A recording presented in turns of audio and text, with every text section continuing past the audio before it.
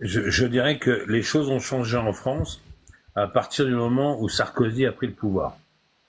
Il y a eu des changements avant, mais comme notre vie n'était pas suffisamment merdique, on s'en rendait pas compte en fait. Jusqu'à Chirac, on est resté dans les derniers prémices, on va dire les derniers moments d'une liberté insouciante, d'une vie économique, on va dire, linéaire, avec déjà des problèmes qui étaient en train de sortir, mais personne ne s'en rendait vraiment compte et personne n'y faisait vraiment attention.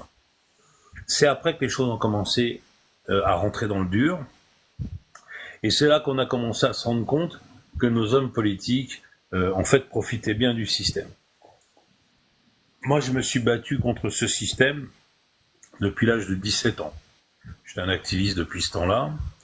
Je suis parti comme gilet jaune au moment de Christophe quand il a fait son appel. Et depuis ce temps-là, effectivement, on s'aperçoit que tout le monde crescendo. Aujourd'hui, quand tu regardes la France et tu regardes le gouvernement qu'on a, ils se cachent plus maintenant. Ils prennent même pas le coup de se dire on va essayer d'être discret. Ils le sont même plus. C'est-à-dire que tu vois, je suis sur le live, je suis en train d'expliquer aux gens que tu as un village militaire qui s'est monté à Paris, qui compte 47 000 militaires de tout pays confondu, qu'on a un système de barriérage, de parquage, parce que c'est de ça qu'il s'agit. C'est un parquage qui a été mis en place, mais ça n'étonne personne. Tout est normal, oui, bah, il faut attention, c'est la sécurité. Non mais attendez, je veux dire, la sécurité, comme je l'ai expliqué, nous l'avons subi depuis 5 républiques. On a eu des tas de choses qui se sont passées en France, dont certaines importantes, comme je disais, l'assassinat de Paul Doumer. L'assassinat d'un chef d'État, c'est quand même quelque chose en général qui est quand même assez violent, quoi, qui d'ailleurs déstabilise le pays. Et nous avons été déstabilisés. C'est d'ailleurs aussi pour ça que peut-être en 33, on faisait les cons sur le bord de la Marne en train de danser, pendant que Adolphe, lui, montait ses usines et il préparait la guerre. Il y a plein de choses qui sont importantes comme ça à noter. Rien n'est anodin. C'est pour ça que je fais juste remarquer aux gens, très naïvement, qu'il y a un surcroît de sécurité qui est mis en place, et c'est curieux. C'est tout ce que je dis.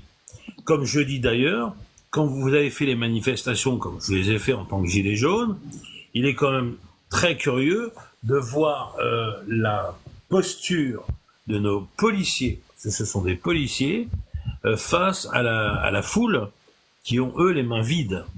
C'est-à-dire que nous avons des hommes en face de nous, des hommes qui sont en tenue de guerre, qui sont armés comme s'ils allaient à la guerre.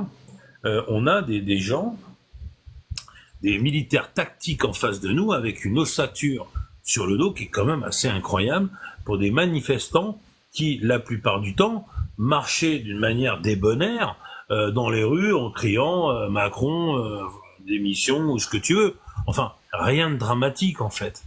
Et les gens que nous avons en face de nous, ce sont des armés, surarmés, surentraînés, et qui n'ont qu'une seule réponse face à ces gens qui n'ont pas d'armes, c'est la brutalité, c'est les meurtres, les amputages, les éborgnages, les différentes, comment on va dire, traumas, parce que vous avez les gens qui sont traumatisés psychologiquement, mais vous avez des gens qui sont traumatisés physiquement, qui se retrouvent avec des jambes cassées, des bras cassés, des chevilles, des machins.